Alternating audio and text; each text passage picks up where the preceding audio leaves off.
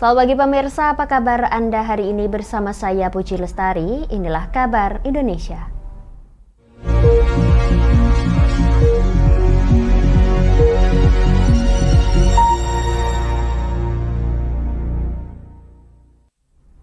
Pemirsa, Ketua Umum Pengurus Besar Nahdlatul Ulama atau PBNU Yahya Cholil Stakuf memperkirakan adanya sanksi tegas bagi pengurus yang menggunakan lembaga NU untuk kepentingan politik praktis.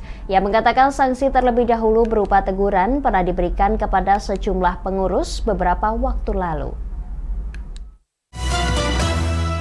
Pengukuhan Pengurus Besar Nahdlatul Ulama.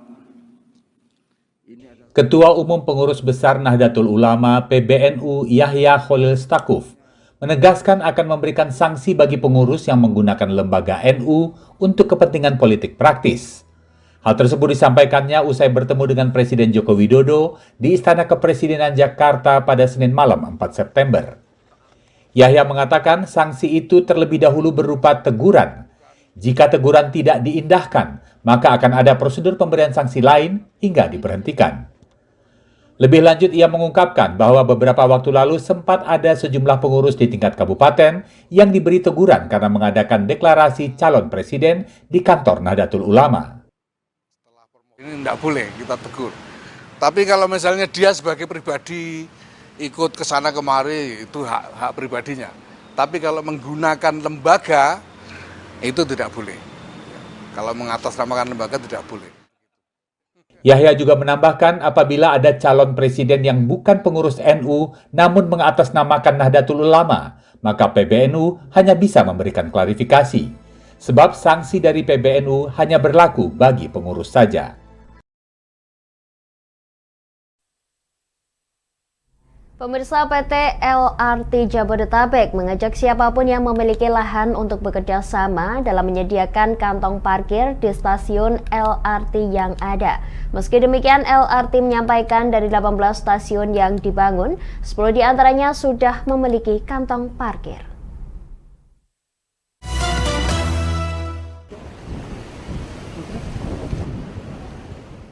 Demi mendorong masyarakat untuk beralih dari kendaraan pribadi ke publik, PT LRT Jabodebek telah menyediakan kantong parkir bagi kendaraan bermotor.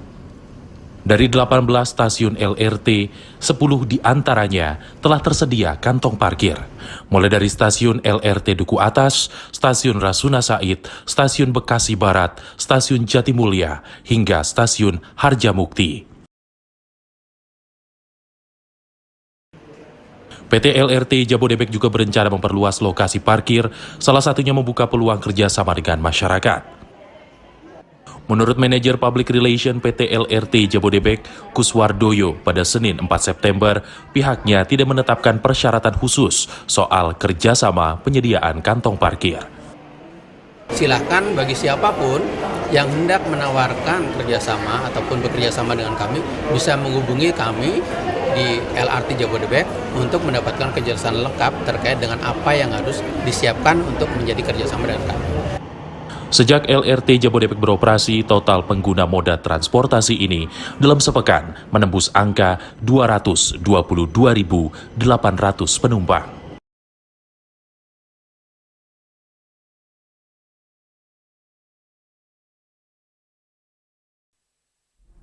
Pemirsa, Wakil Presiden Ma'ruf Amin mengapresiasi kategori usaha mikro kecil dan menengah atau UMKM masuk ke dalam ASEAN Business Award 2023. Dalam sambutannya di perhelatan yang digelar di Jakarta pada Senin 4 September malam, beliau menyebut 85% tenaga kerja di ASEAN disumbang dari sektor UMKM.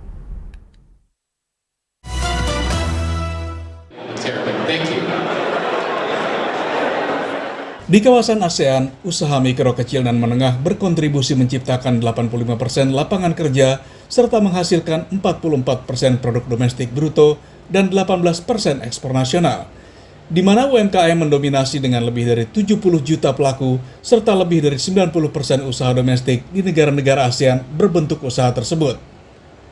UMKM seperti disampaikan Wakil Presiden Ma'ruf Amin dalam sambutannya di malam penganugerahan ASEAN Business Awards 2023 di Jakarta pada 8 September menjadi motor penggerak inovasi dan kreativitas di kawasan. Karena itu dia mengaku gembira ada kategori UMKM dalam ASEAN Business Awards 2023. Untuk itu ASEAN menurutnya harus menjadi mesin pertumbuhan ekonomi dunia yang berkelanjutan. Pelaku UMKM tegas Wapres juga berkontribusi untuk memperluas lapangan pekerjaan. Sebaran UMKM di perkotaan dan pedesaan menjadikan UMKM tulang punggung bagi pertumbuhan ekonomi yang inklusif dan upaya mempersempit ketimpangan. ASEAN tegas Wapres patut optimistis karena di tengah lesunya ekonomi dunia, ekonominya justru tumbuh di atas rata-rata pertumbuhan ekonomi global. Di sisi lain, para pemimpin ASEAN juga harus berkomitmen untuk mengimplementasikan ekonomi hijau.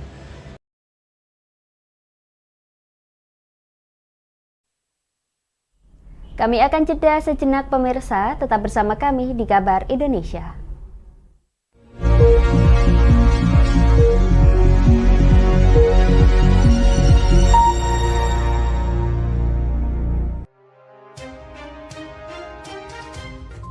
Inilah ketiga anggota komplotan pencuri spesialis pecah kaca mobil setelah melakukan penggelapan 20 sepeda motor dan 2 unit mobil dengan modus retal. Merangkum semua peristiwa sebagai berita yang penuh fakta. Bersama Puji Lestari, saksikan Jateng hari ini setiap Senin hingga Sabtu jam 4 sore hanya di Lingkar TV.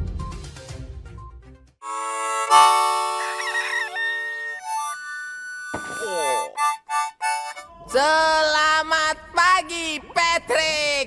Selamat pagi, SpongeBob. Apa kalian dua orang bodoh bisa diam? Menemani hari Minggu adik-adik dengan kartun-kartun kesayangan. Patrick, sanjunglah konsumen. Buat dia merasa senang. Halo, hai sayang. Inilah Dunia Anak setiap hari Minggu jam 7 pagi sampai jam 11 siang hanya di Lingkar TV.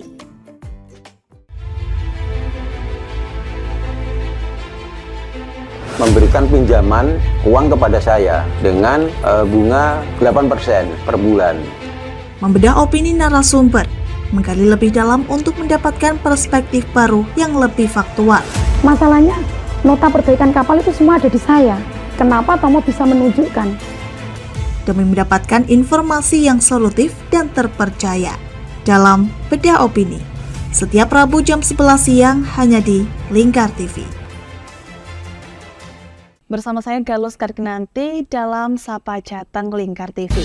Melintas di daerah Sukolilo dikejar sama petugas bea cukai, ketangkap. Membahas dan menyuguhkan beragam potensi dari berbagai daerah di Jawa Tengah, ditemani narasumber-narasumber handal di bidangnya. Pencegahan dari awal mulai dari perilaku hidup bersih sehatnya juga harus dijaga seperti itu. Kami siap menyapa Anda dalam Sapa Jateng.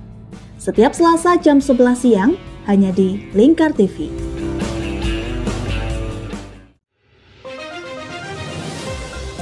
Modus kedua pelaku ini berpura-pura kehabisan bahan bakar kendaraan. Setelah pelaku dibantu, mereka kemudian melakukan kekerasan dan mengambil paksa sepeda motor korban. Saat tiba di lapangan terbang Okbab, rombongan langsung dihadang 5 orang yang mengaku sebagai anggota KKB.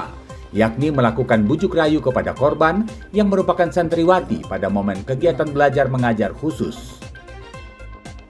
Menyajikan informasi-informasi hangat dan terpercaya bersama Kabar Indonesia setiap Senin hingga Sabtu jam 7 pagi hanya di Lingkar TV.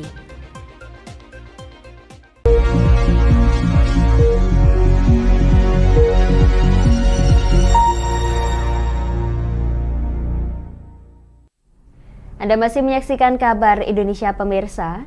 Pemirsa, menyesap jadi kebiasaan warga Pedukuhan Kali Dadap 1, Selopamioro, Imogiri, Kabupaten Bantul, Daerah Istimewa Yogyakarta saat musim kemarau hadir. Tradisi menyesap ini menjadi perjuangan para warga yang dilakukan bersama agar mata air bisa terus dimanfaatkan untuk kebutuhan rumah tangga.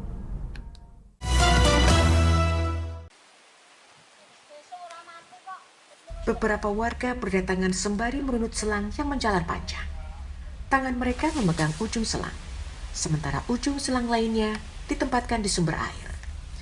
Setelah menarik napas panjang, dengan cekatan mereka mengisap selang agar air dari mata air untuk kebutuhan hidup mengalir ke rumah masing-masing.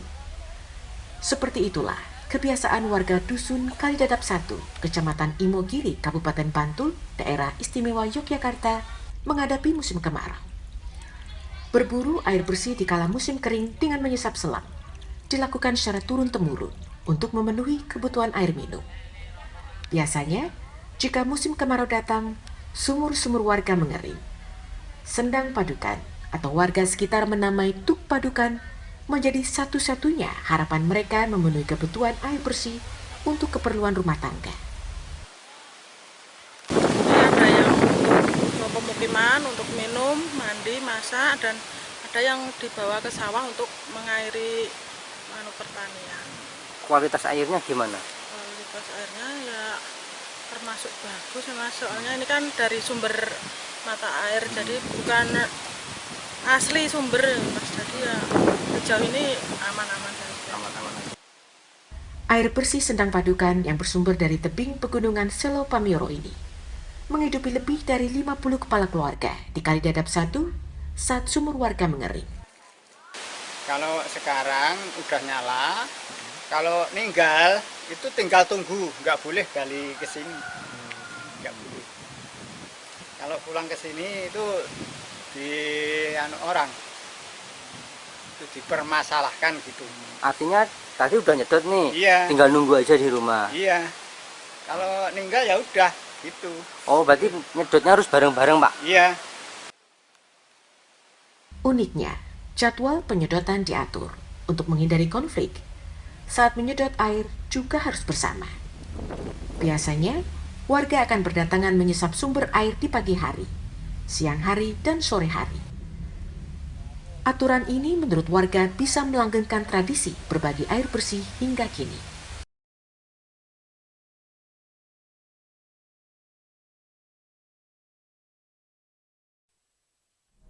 Pemirsa, Indeks Kepercayaan Industri atau IKI merupakan parameter optimisme pelaku usaha terhadap kondisi perekonomian yang kredibel dan terpercaya, serta dapat digunakan untuk memperoleh gambaran kondisi industri pengolahan sekaligus prospek kondisi bisnis di Indonesia dalam 6 bulan ke depan.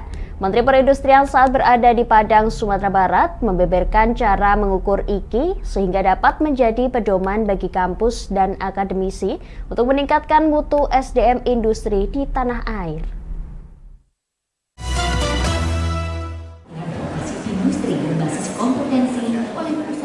Indeks Kepercayaan Industri atau IKI Indonesia tetap berada pada level ekspansi di angka 53,22 pada Agustus 2023 lalu.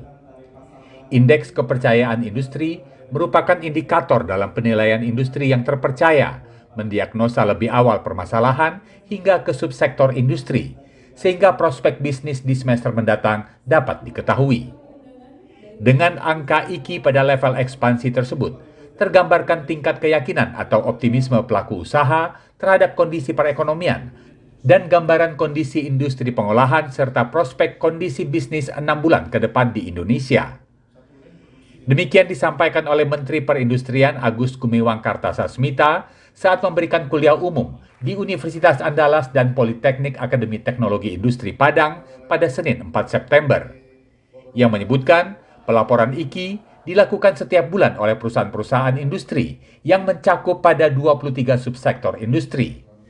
Agus juga membeberkan 3 cara mengukur IKI, yaitu jumlah pesanan, jumlah produksi, dan jumlah barang yang tersimpan. Dan ketiga, berapa banyak mereka menyimpan barang.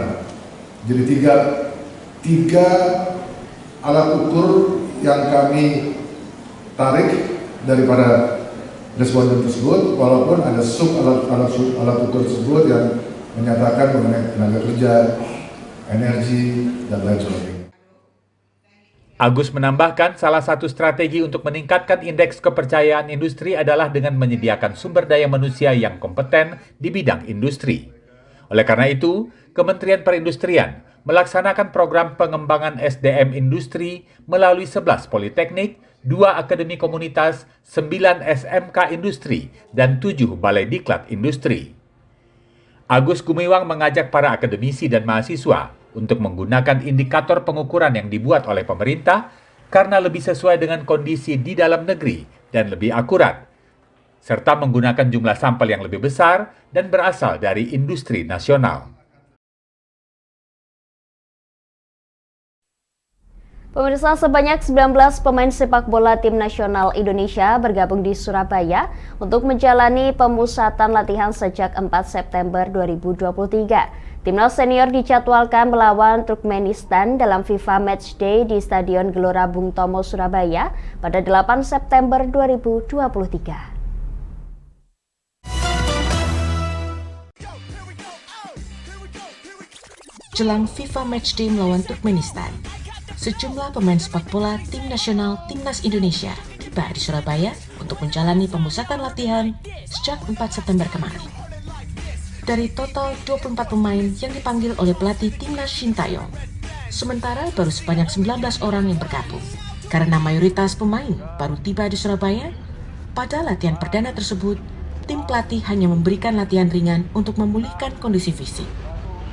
Timnas Indonesia dijadwalkan menghadapi Turkmenistan pada laga FIFA Matchday di Stadion Gelora Bung Tomo, Surabaya pada 8 September 2023.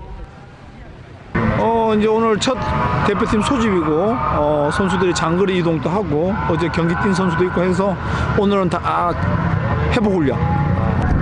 뭐 지금 회복 훈련 할 때까지는 뭐 선수들 컨디션이 괜찮은 것 같은데 일단 내일부터 또 주 운동을 하게 되면 좀 피곤한 선수들이 있을 것 같다. 그런 느낌으로. Diketahui, sejumlah pemain yang belum bergabung disebabkan mengalami cedera saat membela masing-masing klubnya di Liga.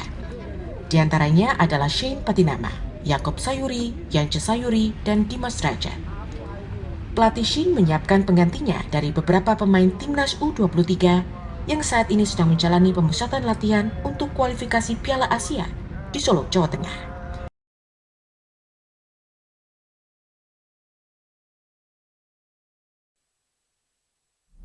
Pemirsa, sebuah ledakan dahsyat mengguncang salah satu SPBU di Sanaa, ibu kota Yaman, yang dikuasai Houthi pada Minggu 3 September. Ledakan tersebut memicu terjadinya kebakaran besar di sekitar lokasi SPBU yang berada di depan kamp militer Angkatan Laut Qurafi. Kini warga tengah mengungsi untuk menghindari potensi penyebaran api.